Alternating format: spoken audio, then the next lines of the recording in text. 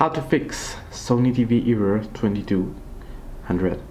Hello everybody, welcome back to my channel. This is me persists, and today I'll guide you on how you can fix the Sony TV error 2200. Now the error 2200 basically indicates an issue with your internet connection, meaning that the TV is unable to access the network due to a lost internet signal, unstable connection, or slow internet speed.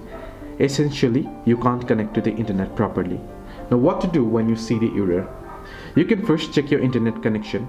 Ensure that your router is working correctly and your TV is connected to the network. You can try and restart device, both your TV and router, turning them off and waiting a few seconds and turning them back on. You can check for signal strength, refresh the internet content. Now if there is any available software updates for your TV, you want to install them. In some cases, resetting your network settings on the TV might be necessary.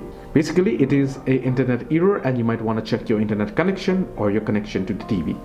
Hope this video helped you. Do like and subscribe, and do not forget to leave a comment down below if you have any further issues.